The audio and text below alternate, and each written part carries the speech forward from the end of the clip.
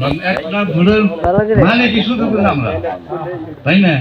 আজ এদের তার কোনো লোক নাই, আমরাই যদি আমরা ইচ্ছা করি যে আমরা গ্রামের মানুষ, আমরা যদি একটা করে ভোটের মালিক আমরা দিয়ে তার সাহায্য করব, সহযোগিতা করব। শুধু ভোটই দিবেন না, সাহায্যও করবেন না, তো দোয়াও করবেন পাশাপাশি।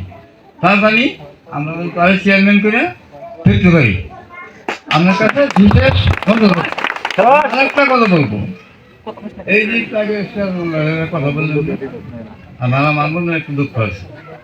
আমি যে কারণে এক সমস্যায় পড়ছিলাম, ওনার বাড়িতে গেছি, উনি বলছিল আমার একটা টাকা দিলেও আমার বাড়িতে ফিরেন না, দিলাম না, নেও নাই।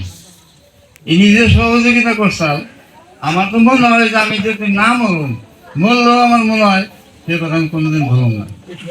10 জন কিন্তু মারা গেলাম, 10টা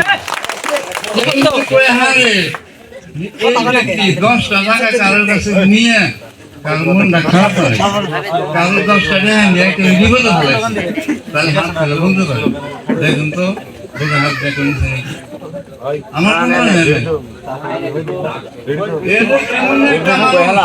শোনার মানুষ আমরা আসলে প্রথম চিনি না। এখন বর্তমানে আশা করে দাঁড়াইছে, আমরা তো সুগন্ধ যারা আছি না,